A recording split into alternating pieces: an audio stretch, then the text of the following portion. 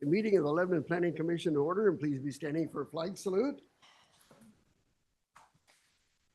I pledge allegiance to the flag of the United States of America and to the republic for which it stands, one nation, under God, indivisible, with liberty and justice for all.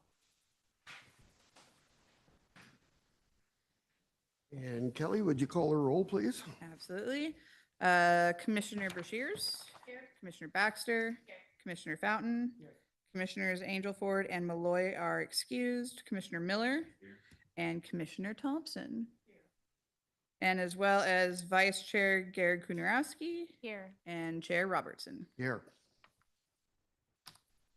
Okay, we have two sets of minutes to look at tonight. I'm assuming everybody's had a chance to look at them. One's going to take your memory back a ways. So the minutes for, oh, I turned too many pages, that's why. Minutes for May 15th. Has everybody had a chance to review those? Any additions or corrections? Okay, seeing none, then those minutes will stand approved as presented. Moving on to the minutes of October 16th. Any additions or corrections? Okay, hearing none, then those minutes also will stand approved as presented. We have one public hearing. Planning file CPMA-24-0 run and ZMA-24-01. And before we open that meeting, let's turn it over to some legal stuff. All right, tonight's hearing will be pursuant to the quasi-judicial procedures set out in ORS 197-797. At the start of each hearing, each commission member will be asked to disclose any ex parte communications, conflict of interest, or bias. As always, if you have any questions as to what that is, or if you qualify to make that announcement, please let me know. The applicable substantive criteria for this hearing will be addressed in the staff report. Testimony may be in oral or written form, but must be directed towards the criteria outlined in the staff report, the comprehensive plan of the city's land use regulations. Any issue raised must be accompanied by statements and evidence sufficient enough to allow the commission and parties an opportunity to respond. Please note that failure to raise an issue, including constitutional issues, by the close of the hearing will prevent any appeal to the Land Use Board of Appeals. You may proceed. Okay, thank you. So with that, then we will open the hearing and ask if there's any ex parte contact or conflict of interest or bias. Okay, seeing none, then we will turn it over to staff for staff report. All right. Thank you, sir. Before you tonight is a proposed comprehensive plan map and zoning map amendment proposal. It is for the residential block that is generally bound by Oak Street to the north, Hyatt Street to the east, East A Street to the south, and then a residential alleyway to the west. It is generally made up of 4 residential properties and then also a City of Lebanon owned parcel that is actually designated as East A Street. The current comprehensive plan designation is residential mixed density, residential low density, and the current designation for zoning is residential low density. The proposal is to change the designation to residential mixed density, and per the comprehensive plan, there are 2 different designations of zoning that can occur for that. Upon annexation, which the property is already annexed, and that can be residential mixed density or residential high density. As you can see on the map that's provided on the screen, the block directly adjacent to this residential block is shaded light green. On the zoning map, that light green designation indicates that it is residential high density. And so to provide a general level of consistency in zoning, the proposal is to transition the designation of zoning to residential high density. Generally speaking, the makeup of the land for this block is already a mix of residential uses. The property all the way to the south is actually a non-conforming lot in the residential low-density zone, as it consists of 4 dwelling units. So transitioning this to a high-density designation actually helps to bring the block into higher conformity of zoning. And the rest of the mix of uses on the property of the block consists of a duplex, a single-family home, and then a single-family home with an accessory dwelling unit and other opportunities to further expand on the property based off of the way that it's already been developed. So based off of how the block already is configured, the zoning designation tends to lend itself to a high-density zoning designation rather than low-density designation, and so that's the proposal for it tonight. There is no development proposal associated with this change. It is simply a change in the land use designation to more fit with what is already in the character of the block itself. The staff report provides the proposed findings associated with the decision criteria. The decision criteria identifies that it has to comply with our comprehensive plan and the statewide planning goals. And the staff report goes through and provides the different sections of the comprehensive plan that it does further align with and provide support for. And what this will do is allow for additional opportunities for housing and support the comprehensive plan for housing goals and the statewide housing goal plans as well. And there are, throughout the report, there are support for land use, housing and open space, and infrastructure support, as well as the block already maintains full infrastructure as well. So that provides you the general purpose and intent.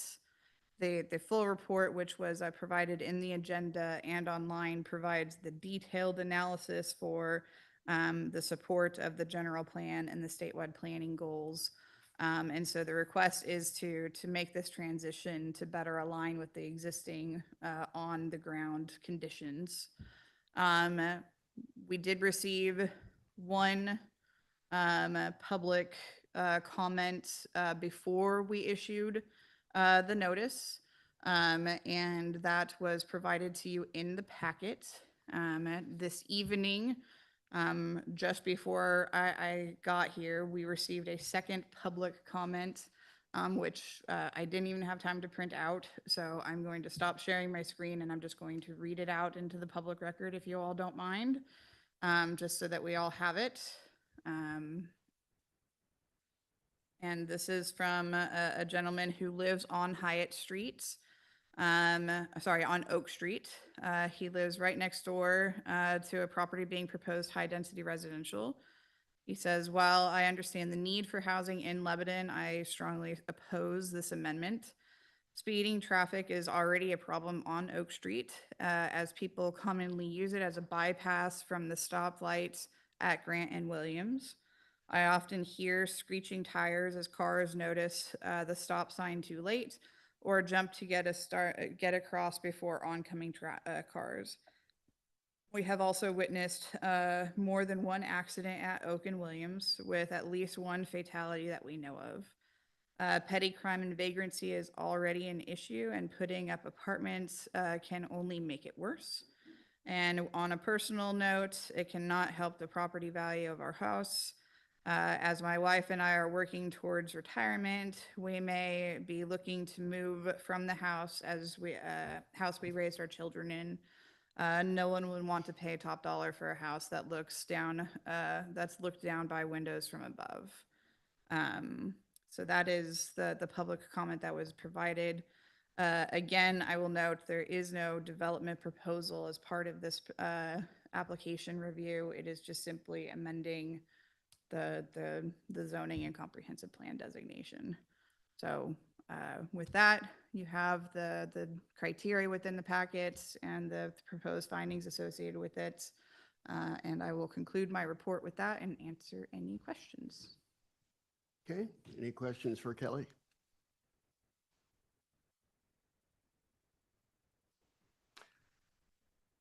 I'm struggling to understand this application, honestly. I'm not sure I can ever remember a fully developed property asking to be upzoned.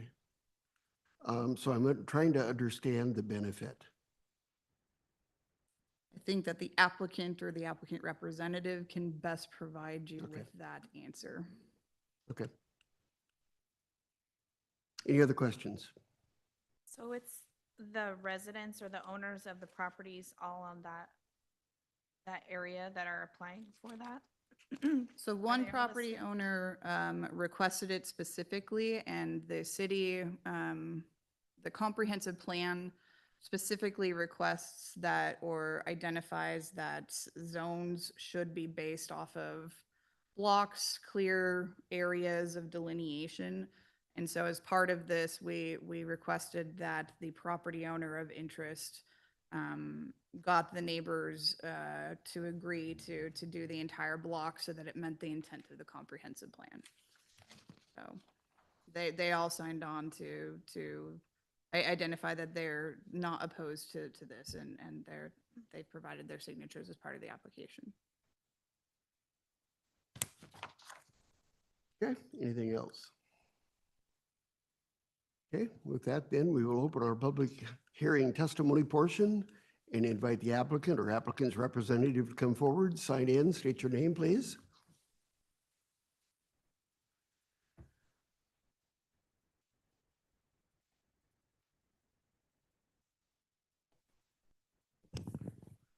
Okay, good evening. My name is Laura LaRock with Udell Engineering, and joining me this evening are the property owners, Krista and Harry Wallace.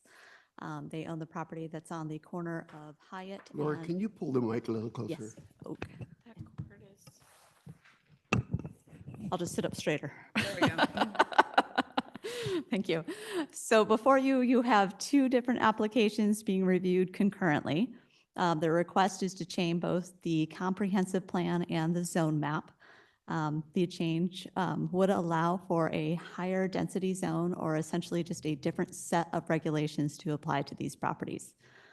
So included in the application, as Kelly had mentioned, there are 4 different property owners that have provided consent and expressed their willingness to change both the comprehensive plan and the zone map amendment.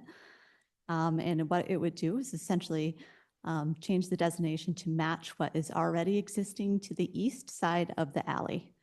All 4 properties are already currently developed, primarily with single-family homes, with the exception of one property that's developed with 4-unit apartment building.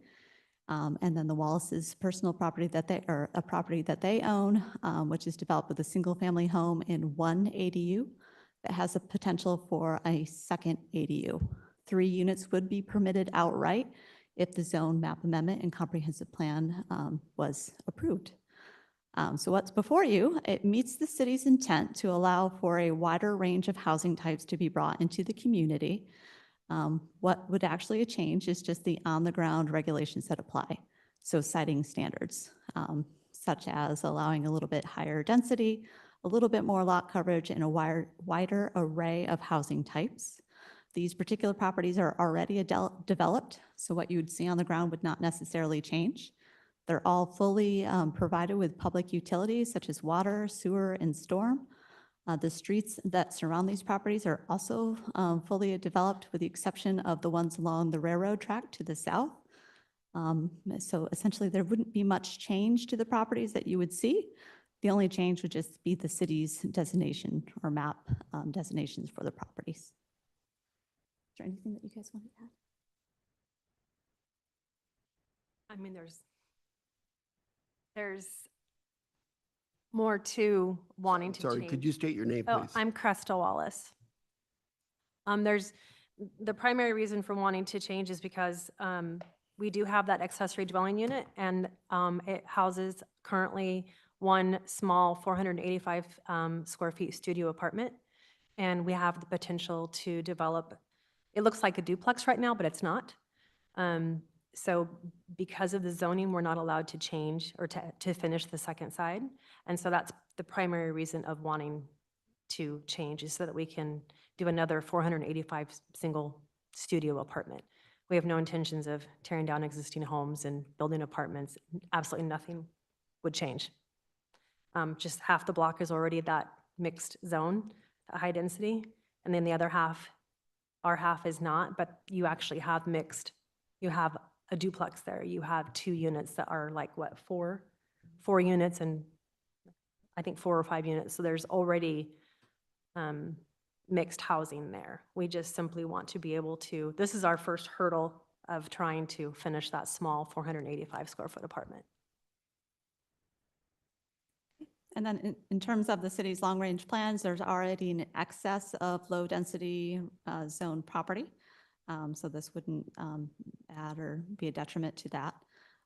There is also an excess of what is proposed for a high-density zone, but not as much. So this moves it closer to what the city's goals are for allowing a broader mix or a wider variety of housing. I think that's Okay, all I so have. then if I'm understanding the answer to my question, is just simply to provide greater options for housing. Yeah, this kind of adds that missing middle that we all talk about. So there's an existing single-family home, there's a small 400 and some square foot ADU. They'd like to add one additional one. Both of the ADUs are above a garage. It doesn't look like a multifamily development from the street. If you passed it, you probably wouldn't know. But it does add some housing options for the community. Okay. Any questions that the commission has for myself or the applicant? I have a question. Sir? When I read through this, I didn't see anything that would be contrary to our statewide planning goals as well as our updated comprehensive plan. Can you address, is there anything that is outside the bounds of what we are looking to change? So there is not, both in the application submittal and the staff report, we outline what those goals are. The goals are essentially to make sure that you're providing for adequate transportation access, public utilities, and that you're meeting the future housing demand by providing the ability to fulfill and meet those housing density standards that we have. And this moves closer to that direction. I thought so. I just wanted to ask the question to make sure. Thank you. Okay, any other questions? Okay, thank you. Thank you for your time. Is there anybody else with us that wishes to testify in favor of the application? Seeing none, then is there anybody wishing to testify in opposition of the application?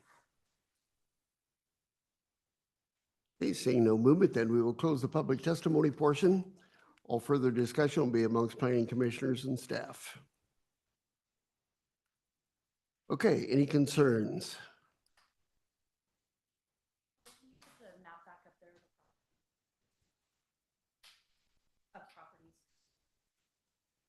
Yep.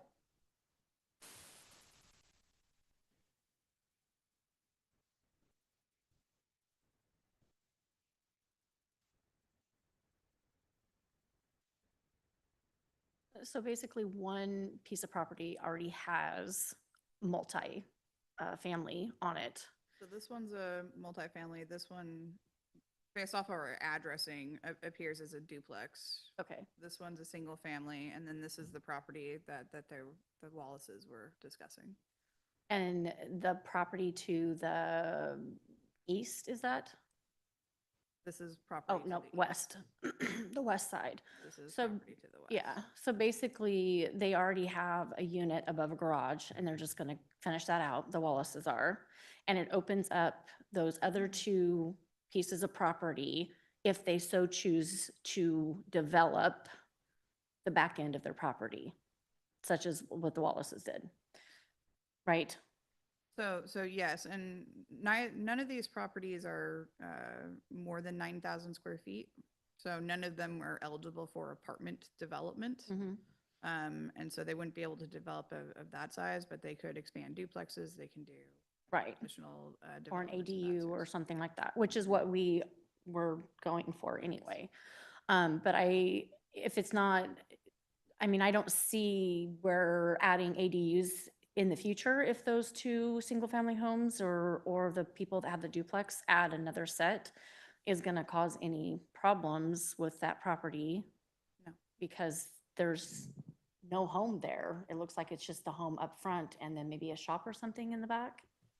It appears so. And again, the property to the west is high-density residential. Yeah, And so that property actually is probably 9,000 square feet based off of the dimensions of it and that it has a little Yeah. cutout to it.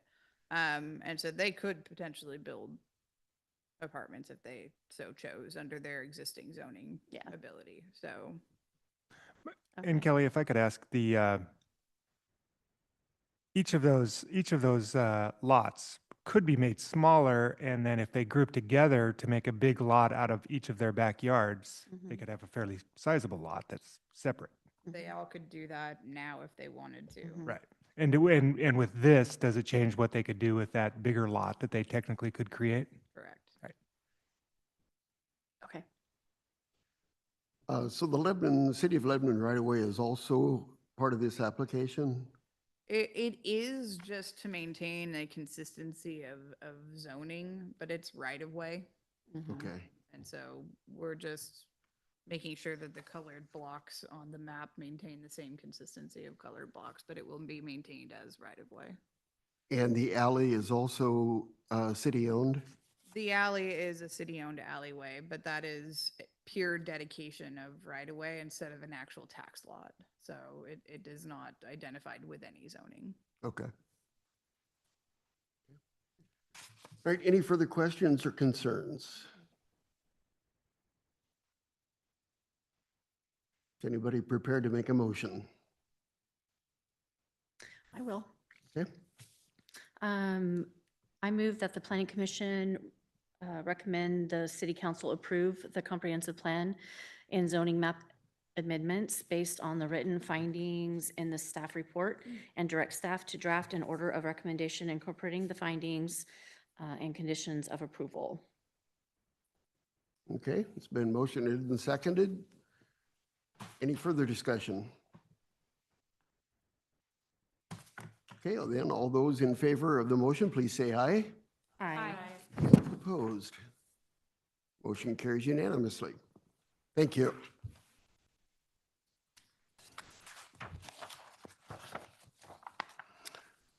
All right, we have a section on our agenda called citizens' comments. So if anybody is with us this evening that wishes to address the planning commission on a non-agenda item, they're welcome to come forward and do so. Okay, seeing no movement, then we will move on to commission business and comments. Anything on your mind? I would say welcome to our newest commissioner. It's a familiar face, but Yep. different chair. So welcome aboard. Yes. If the commission would indulge me for a minute, we had a meeting with the city council last month. And I don't even know what that's called, the task. Joint work session. Yeah. I know it's a work session, but what's the name of the task force? It's the code update, the project advisory Okay. committee task force for housing production strategy code updates. There we go. All right, so what she said. Thanks. One of the things, and this, I'm not on that task force, so this would be where I would bring up the concern. What I read in the report was that a zero lot line house is on a 3,500 square foot lot, but a standalone house is a minimum 2,500 square foot lot. That seems backward to me. So I just wanted to throw it out to you guys and get your thoughts on it. It seems like a zero lot line house would take less square footage than a standalone stick built. So am I seeing something wrong, or, because it just seems odd to me.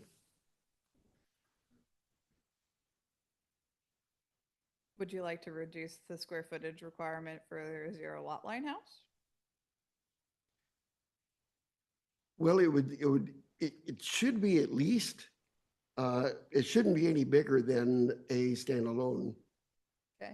house is, I guess, that's my point. What's the reasoning behind it? That's what we're missing.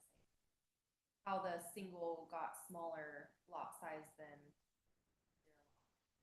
So the single was identified as 2,500 square feet because when we identified in the project advisory committee, you can still have 5-foot setbacks along with a 10-foot front setback and a 10-foot rear setback, and still have a reasonably sized lot. And you can still design it with a 1-car garage and a parking pad, and you can still get a appropriately sized home for the type of house that we are talking about trying to build, right? So in terms of not wanting to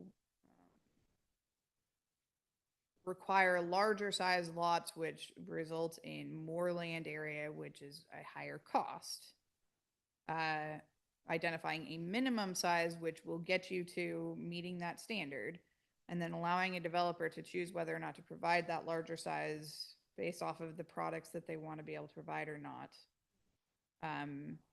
it is a developer market choice.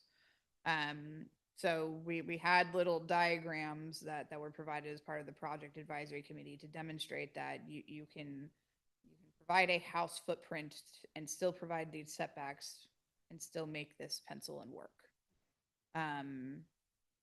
The zero lot line standards were developed 15 years ago at this point. So we just haven't gotten to those yet.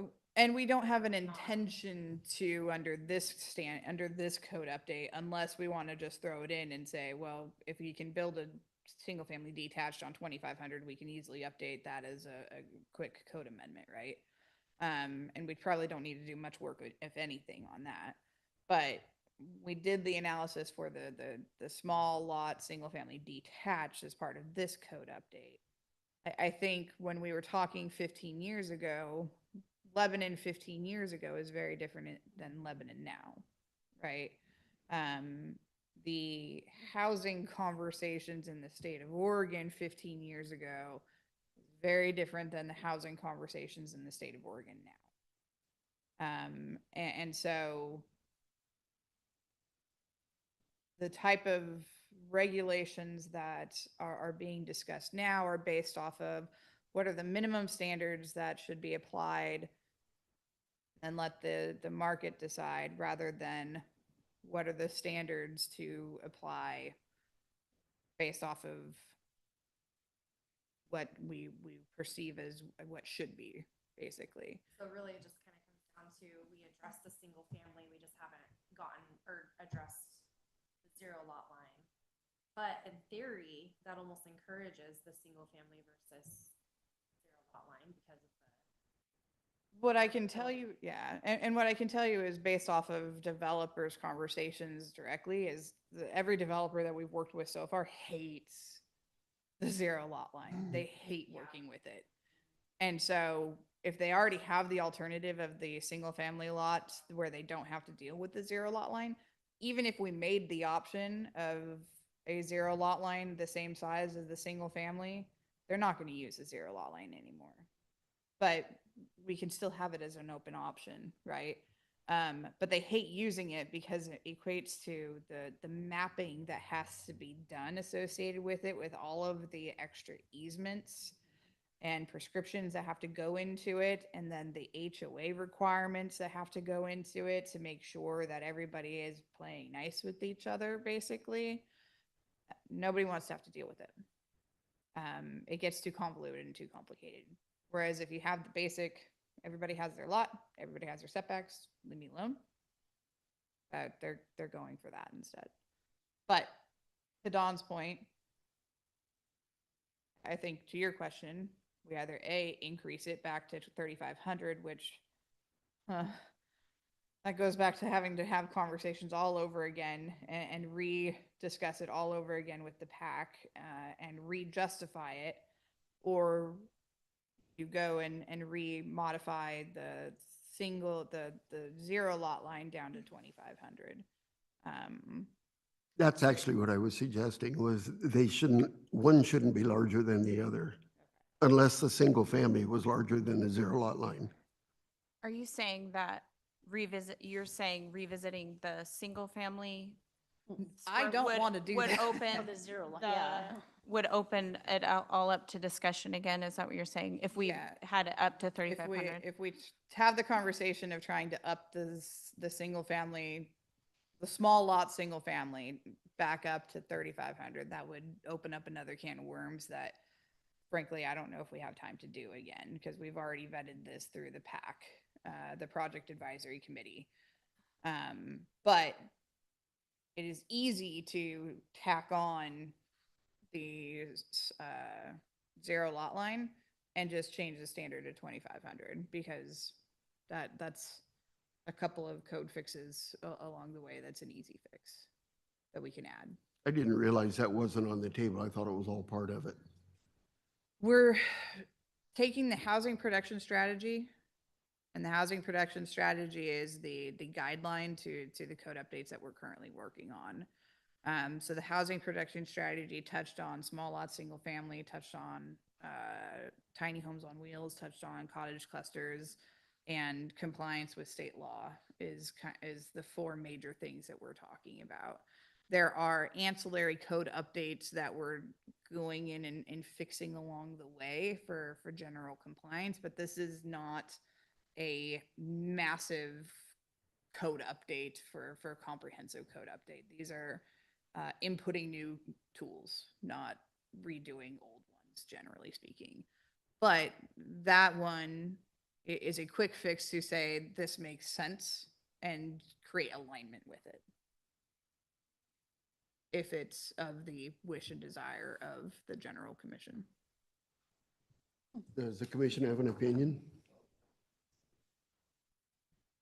I mean, we can't have a vote on it because it's not in, a thing, but you guys can nod your heads, generally speaking, and I can work on it.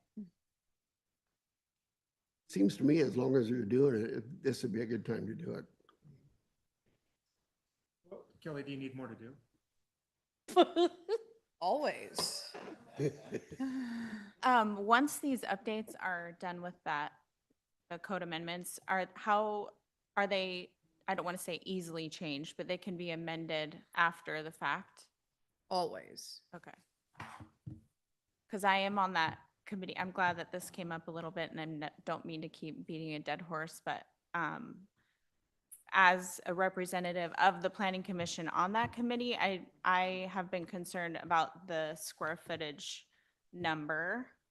It just seems like to be the glaring largest change. And so I was hoping to make sure that everybody knew about it, or that it was addressed, just to make sure it had its due diligence as far as the amount. Because to me, I feel like the community voicing concerns about infilling in town with more houses, I'm all for development, and obviously we're trying to build more affordable housing or encourage that. But the lots, and maybe there aren't very many, so maybe that's part of the argument in town that could be exactly divisible by 2 and then put double. To me, I was wondering, I think the original conversation was a range of 2,500 to 3,500, and then it sort of got put into the 2,500. So that, anyways, so that's been a concern of mine. But if it's something, we can see how it goes and then change it after the fact, if it is an issue or something. So development is going to happen, right? The cities are either growing or they're dying. Lebanon is of an area that is incredibly desirable, right? Who wouldn't want to live here? This is an incredibly wonderful community, in a incredibly strategically, wonderfully placed location on top of that. And so we are going to continue to grow. The goal of the housing that we're talking about as part of this code update is to provide housing that our community is going to want to live in, to provide an alternative to the large lots that are being developed that our community is being priced out of, and to provide opportunities for our community to stay here and our own community to grow in, right? But provide for sale options. So that's all of the ones that we're talking about here. So the code that we're creating now is based off of lots of metrics that are reliant on developers providing input, telling us this is what is going to pencil to try to create that best opportunity. We have to take that into account. We have to understand that there's market demands that I am not a developer, so I'm not going to pretend to be the smartest one in the room to say that I'm going to be able to say that that's going to be the best option in terms of penciling it out developer wise, right? But we're listening to the community in terms of we want our own single family homes. We're listening to the community of we don't want to be able to reach out and touch our neighbors. So we're proposing 5-foot setbacks instead of 3-foot setbacks. We're listening to the community in terms of we still need to have parking. And so we're still requiring 2 parking spaces like any other subdivision, right? So we're still making sure that the community is going to be serviced the way that our community wants to be serviced while still providing the housing densities that are going to need to be developed to be able to make it affordable for our communities to be able to have, right? Where, Then no, go, try it out. finish. Sorry, I didn't mean to interrupt. I thought you were done. Go ahead. Well, first, I love the things you were saying about Lebanon. I assume then you've talked to your significant other to be looking for houses down here? I tried. He needs a bigger city. He's a city guy, All unfortunately. right, speaking for some developers, and you could probably talk about this too. I mean, what I hear is it's just so expensive to build. You know, they're looking, and with different costs, permits, all the different things that go into building it, to pencil it out. I mean, single-family homes, one of the reasons they're so expensive is they don't pencil out as well They as don't. all this other stuff. What do we look like as far as long-term on the areas within the urban growth boundary that can still be developed around here? Are we getting close to taking a closer look at urban growth boundary and trying to maybe increase the size of Lebanon? No. We got to figure that thing out. It's driving me crazy. I know. Has a mind of its Can own. you just unplug it? So based off of our urban growth boundary, we probably still have at least 20 years of Good. growing to go before we need to think about it. Unless we have a massive boon of development to where all of our properties all of a sudden miraculously have no wetlands on them and the property owners decide that they want to sell them for a nickel. We're still doing fine on available land. Okay. So What is it on? Is it a radio station or a Somebody's football yapping game or or something? Singing now. why don't you just unplug the? That's what I was trying to figure We have out. Can power you on the unplug it? back. I don't know why it got so loud when I started talking. They don't want to hear your opinion. I put that up there on a platter for people. I mean, I was glad somebody took a swing at it. Thank you. Yeah, you're welcome. Long story short, try the code and edit the code. How many times have we come here with the code edit, right? We bring edits every once in a while and we audit our code. But if it works, it works. And we are in a phase in which we're having a little bit of growth fatigue. And I get it, right? That's generally just what we're feeling. And I understand that we're feeling that a lot because of the amount of apartments that we have built recently. But I can tell you, we haven't seen a new apartment development application for almost a year. And I haven't heard of any coming in for quite a long time. So We And have it- booms and we have busts, and our boom for apartments, we are on the downside, and so maybe our community is getting a reprieve on that. We are seeing lots of interest of single-family homes. We are seeing lots of interest of subdivisions, which is the type of community that our residents are really interested in seeing right now. So And one of the things you hear all the time is like, what's this doing to our schools and the number of kids in our schools and all that? I mean, and I kind of looked into that one time, and it's really, nobody builds schools because more schools and hire more teachers because they think there's going to be more kids and more people in the future, right? So it always lags behind. yeah. But to get the funding and what is necessary to add schools or teachers or whatever it takes, you need to have the kids in the school in the first place. So it's kind of the chicken and the egg kind of thing, It when I hear is. that argument. And I can tell you that we are constantly in conversations with the school district. I'm on the school district's facility advisory committee. I've been in a meeting with them every month this year. And so we are constantly talking, and they are constantly in communication with us about where is the city growing and what's the population projections. And so it's not like they're not aware of how things are growing. Um, we're doing it in the path in which it has to happen, and we're working with the community groups that we're supposed to be working with, so.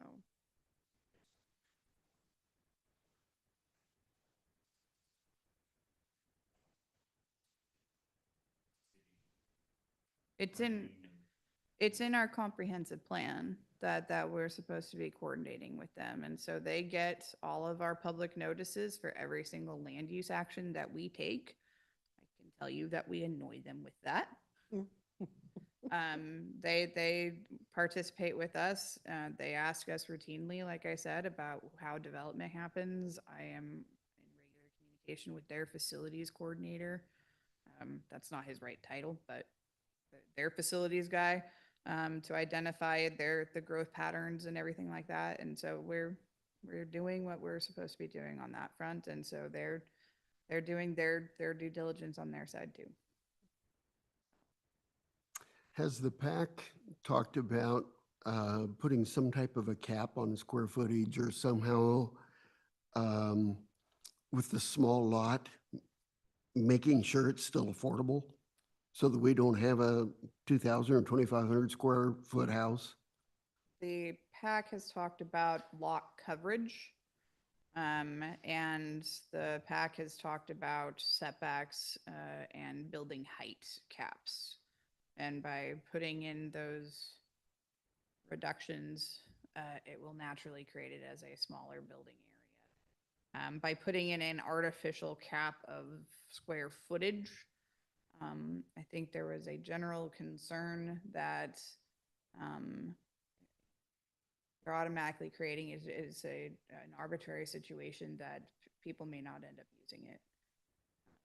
Say that again? You're creating a situation where people might not end up using the tool because it's not within their system of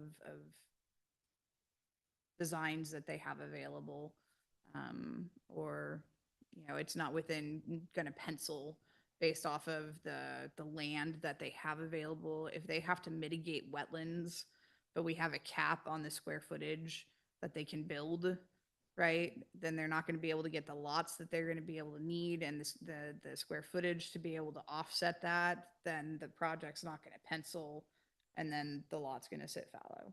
So we need to have a tool that is going to be flexible enough for them to be able to make the land work, but stringent enough for them to still create something that is maybe not going to meet 120% area median income, but still fit within a level of affordability that is going to meet our targets. It might not be first-time home buyer, but it might be second generation.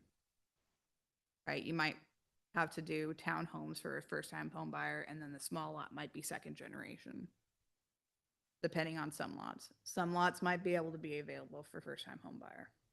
So I guess I'm a little sensitive to that because we've done this before and it didn't work. When we reduced the lot size 10, 15 years ago, whatever it was, with the understanding and hope that developers would follow suit, and they didn't. And we still ended up with these big houses and big prices. So potentially on a small, 2,500 square foot, you could put an 800 square foot footprint and go 3 levels. Not with the height restrictions that are proposed. You could put a finished basement Sure. and still have, well, you'd have to carve out a garage, but you could still have 2,000 plus. So that's, I guess that's what I'm a little sensitive about, is if our goal is to create affordable housing, we need to put some sideboards on it so we can actually have affordable housing.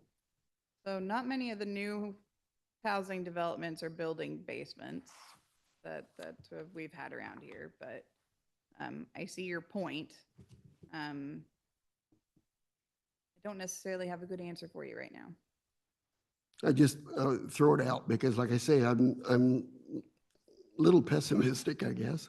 Maybe the state could stop doing everything to make everything more expensive and then complain about affordable housing. Yeah. Sorry, that Yeah. might be a little political. Well, and these smaller lots are going to be more affordable than a 5,000 square foot lot with the same house on it. So in that aspect, you're still going to be more affordable. Is it going to be affordable at the workforce housing 80 to 120% area median income? Maybe not. And that's where I say this isn't going to be the end all be all tool to create affordable housing for every mass. We have to create a system to where there are multiple levels of tools, right? This isn't going to be our one singular golden bullet tool, right? This is one. That's why we need to create a system of multiples. So this isn't going to be everything. Okay. Nope, I throw it on the table. You can throw it out if you want. It's my concern. I share a similar concern. I've pushed back, debated. I don't necessarily have the best answer for you either, though. Yeah, no, I really wasn't looking for an answer. I'm hoping it's discussed.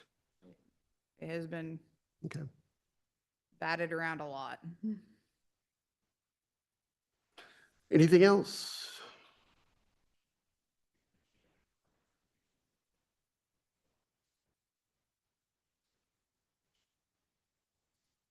Yeah, I'm gonna bring forward a discussion with you all probably in, yeah, it's probably gonna be February. The state law SB 1537 authorized what's called mandatory adjustments. And the state has identified a process. The city will be following its standard class 2 variance process for these mandatory adjustments. But they identified a list of different mandatory adjustments and any development that is associated with housing. Doesn't have to be affordable housing, just housing. Can request up to 10 adjustments per development proposal from our development code. They have to meet a set of criteria. It can't just be, hey, I want to, right? They have to identify how it meets this criteria, and I can't remember what the criteria is off the top of my head, but they have to justify the purpose for it. So we're working on putting together the procedure that'll be available starting in January, and I'll be presenting to you guys what that will look like probably in our February meeting.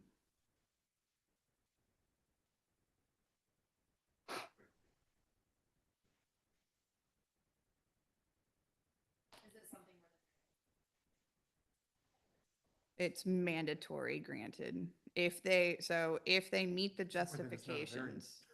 Yeah, it's why it's a mandatory adjustment. Yeah. And so as long as they can meet the justification, so there's different criteria, and as long as they can meet just one of the criteria, then they meet the adjustment requirements.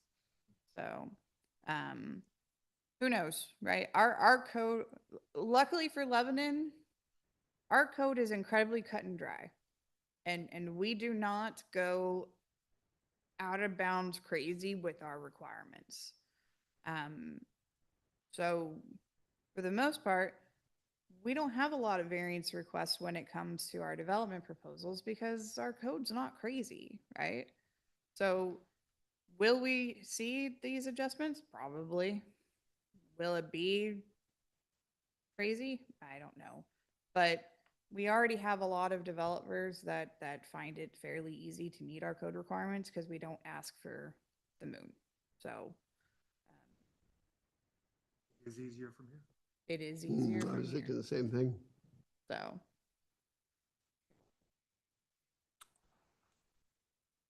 Next month?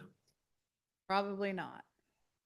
I'm gonna say definitely not because we do not have any applications and I want to be able to enjoy my home and not create a discussion point for you all. Any- You already made me talk today. Anything going on in the city that is interesting? We're getting a new Tractor Supply. So that's interesting. That'll be at the north, just north of Walgreens. There you go. And it surrounds Dairy Queen. Yes, it does. It replaces the car wash. Yeah. Yeah. The other, yeah, How much of that road improvement? minimally. Yeah, because Burdell is already pretty much built out in their frontage on their property. So, Cost improvement though?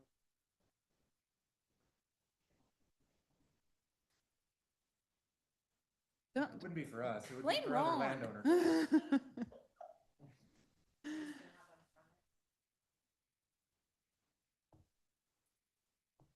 Oh, cost recovery is a lot of times is when a developer does the improvements, but then later on, when other people get the benefit of the improvements, they have to kick in a portion. Yes. It doesn't go to the city, it goes to. And I guess if you want one more update, Ron is officially our city manager. After a year and a half of being interim, they approved his full-time contract at December. So, well, that's yet to be determined.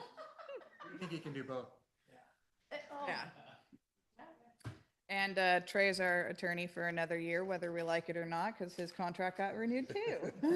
Actually, it was just the review. My contract was already mid-year. Oh, well, okay. Well, he got a pleasant review, so there we Yeah, I didn't go. get fired, I guess. There we go. Is the positive note out of that. There we go. Okay, anything else you want to talk about that would delay Kelly from going home? Please, no.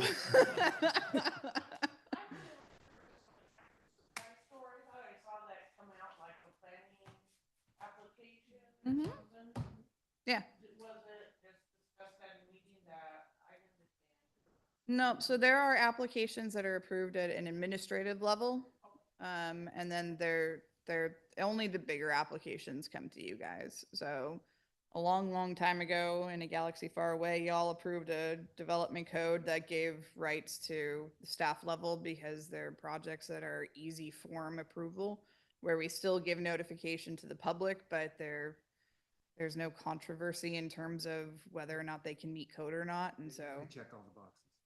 that he wants me to be quiet so he can go home. I'm ready. I got dinner like ready to throw. They need to develop that road all the way to, That's what I was. all the way to the railroad. I think they're I don't developing. deal with it. They're developing it to the property line. That's as far as I know. Go yell at Ron. All right, anything else? Bang the gavel. Yeah, quit What? asking. You don't have to ask anymore. We're out of There we here. go. There you go. It's The cool. power of being in charge. And we will not be back until next year. That's why I don't give you. Everybody have a Merry Christmas. Bye. If you lived here, you'd only be